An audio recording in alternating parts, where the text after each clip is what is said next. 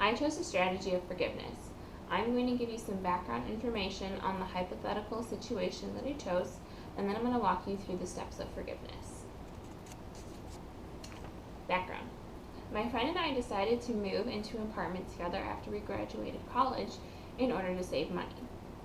We were splitting all the bills until he decided to move out without much notice. I was left to pay all the bills, which put me in financial trouble. We are going to model the steps of forgiveness. Step 1. The account and the apology. The offender offers an apology and asks for forgiveness. If they admit that what they did was wrong, then it can make it easier for the person who was injured to forgive.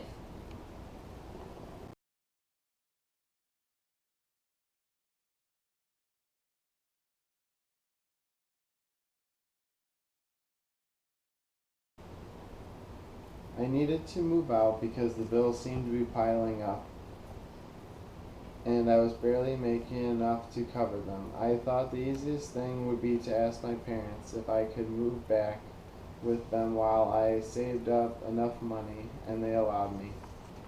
I should have had a conversation with you before I made this decision, because it would be affecting you as well. I hope you can forgive me for my actions.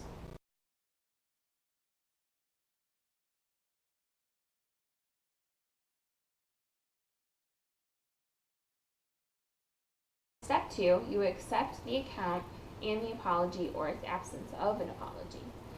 In this step, you need to understand forgiveness is a process. You need to acknowledge how the person hurt you, and you need to allow yourself to experience anger. So in this situation, I could respond by saying, I understand why you would choose to move back with your parents, because of the financial troubles you had. But when you did so without talking to me, it left me to pay for all the financial bills myself.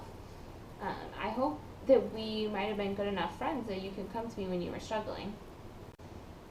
I think that I felt insecure about my income, which caused me to only think about what was best for me, and not the implications that it had on you, and I hope you accept my apology.